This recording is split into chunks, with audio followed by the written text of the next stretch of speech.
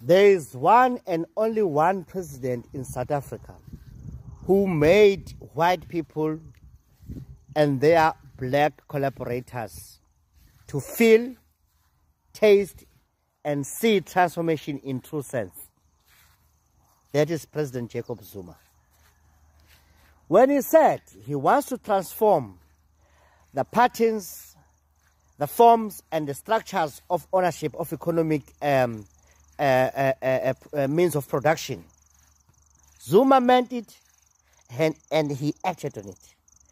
And in the process of that, the white system felt it to the point that they were pushed against the wall.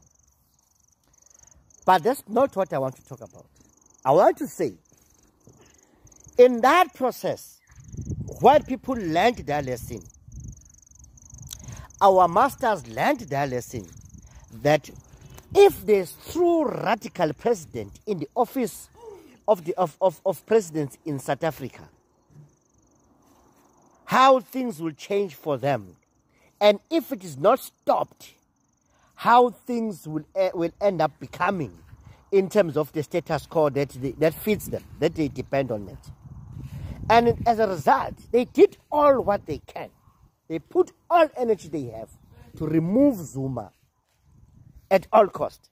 And Ramaphosa was very instrumental in terms of that. And they succeeded to remove Zuma. Question is, which is what is very important for me to ask, have we black people learned our lesson of what it means and how things become when you have a president in the office of the president of South Africa who is a white collaborator? Have we learned our lesson? Do you see how the NPA is behaving today?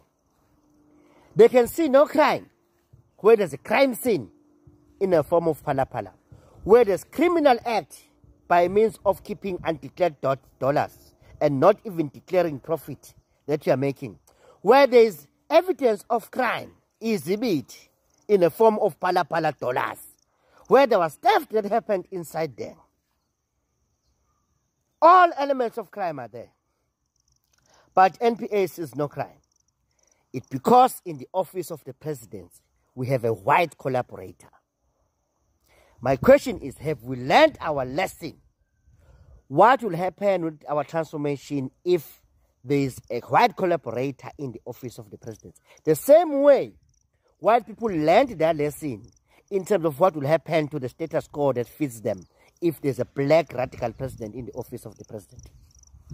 My question is, have we learned our lesson? See how the SARS behaved. The guy admitted to owning dollars. The guy admitted to getting those dollars through business transaction. And the guy is admitted to not declaring the money. In that way, evading tax. But SARS, so nothing wrong with that. Back to my question. Black people, have you learned your lesson in terms of what will happen with our transformation when that office of the president is occupied by a white collaborator? That's my question. Have we learned our lesson? If we have learned our lesson, what is our plan to remove the white collaborator from the office and make sure that never ever again we put a white collaborator in the office of the president because of our small factional narrow interest? We fucked up ourselves. We fucked up ourselves. We should have found a way to find each other, that we ensure that not a wrong person gets into that office. Now we're stuck with this guy. Nobody wants to take action on him. SARS is running away. NPA ran away. Only one bold former judge, Sandile, was able to produce an honest report. The guy had got a case to answer. But what happened in Parliament? Now that guy led the ANC to form a government of coalition with the DA. I'm not going to talk about DNU. What is this thing? Government of National Unity. GNU, that's bullshit. And I'm happy Zille admitted that is bullshit. But my question is, have the black people learned their lesson? What will happen with their liberation if the wrong president in the office of the presidency? Why I'm asking this question? While people right now, wherever they are plotting, doing all possible that never ever again they will have a radical black president in the office of the presidency. Watch and see what they'll do with Lesufi, who dared faced the fierce animal of racism and white supremacy. Watch and see what they'll do with him. If you think they'll treat him differently from the way they treated Zuma, it means you don't understand how serious the struggle we are facing is.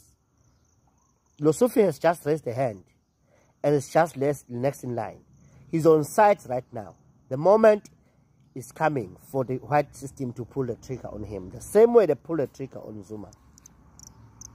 But in the process of that, you still have black people, some going to east, some going to west, some going north, some going south.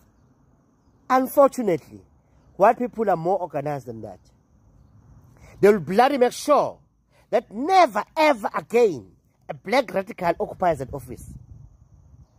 So if we do not unite, EFF, MK Party, ACT, ATM, if we don't unite now and start pushing back to NPA atrocity, start pushing back to SARS atrocity, we all fucked up.